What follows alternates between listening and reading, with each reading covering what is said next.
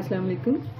आज हम बना रहे हैं आलू मटर गोश्त का सालन शोरबे वाला। वेरी सिंपल रेसिपी है, बहुत अच्छा सालन बनेगा। इसके लिए मेरे पास बीफ का गोश्त है 750 ग्राम, मटर 1 प्याली, 3 अदद मीडियम साइज़ के आलू जिन्हें मैंने बड़े साइज़ में कट किया हुआ। ऑयल यूज़ करेंगे हम आधा कप से ये थोड़ा ज़्यादा है, आप अपनी मर्ज़ी से यूज़ कर सकते हैं। स्पाइसेस में यूज़ करेंगे हम लाल मिर्च का पाउडर 1 टेबल स्पून, हल्दी 1/2 टीस्पून, गरम मसाला 1 टीस्पून, ज़ीरा 1 टीस्पून, अजवाइन 2 चुटकी, नमक टू टेस्ट और दालचीनी के 2 टुकड़े, 3 लौंग, 1 मोटी इलायची और 2 छोटी इलायची यूज़ करेंगे हम।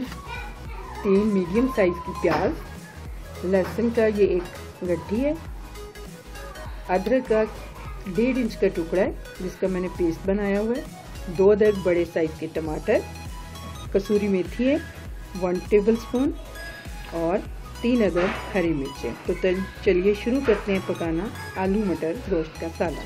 ऑयल डाल दिया मैंने कुकर में, प्याज ऐड करेंगे हम। कुकर के बगैर भी हम पका सकते हैं, लेकिन हमें जल्द सालन तैयार करना है तो हम कुकर को यूज़ कर रहे हैं। तो हमने 2 मिनट तक फ्राई किया है।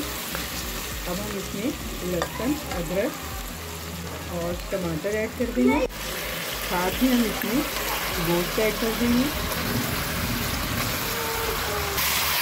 2 मिनट हम इसे भी अच्छे से फ्राई करेंगे फुल फ्लेम पर।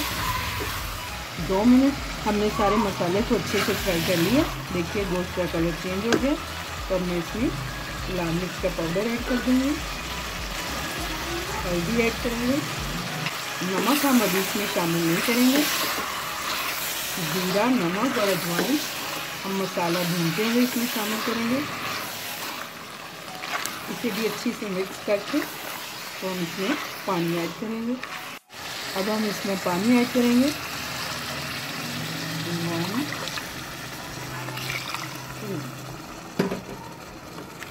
2 कप मैंने इसमें पानी ऐड कर दिया। हम इसे प्रेशर लगाएंगे तकरीबन 15 से 20 मिनट। 15 मिनट बाद हम खोल के देख लेंगे, चेक करेंगे तो हमारा गोश्त गल चुका है।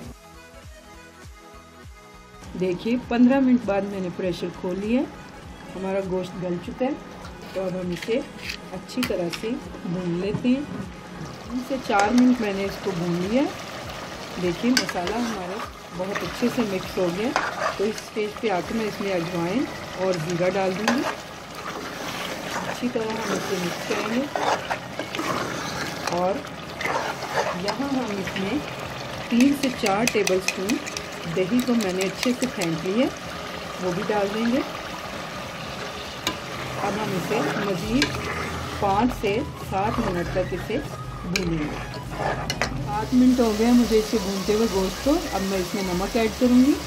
नमक हम एंड में इसलिए ऐड करते हैं, ये गोश्त की गलावट में रुकावट करता है, तो हमेशा नमक आखिर में ऐड कीजिए, बिल्कुल साथ मत डालिए। मसाला उस वक्त तक भूनिए, देखिए जब तक कि आपका ऑयल बिल्कुल निकला सा नज़र आ जाए और मसाला गोश्त के साथ जुड़ जाए। तो हमारा गोश्त भून चुका है बहुत अच्छे से। अब हम इसमें आलू मटर और पानी ऐड करेंगे और इसे 5 मिनट के लिए दोबारा प्रेशर लगाएंगे। वैसे भी हम इसे स्लो आंच पे पका सकते हैं। आलू डाल देंगे,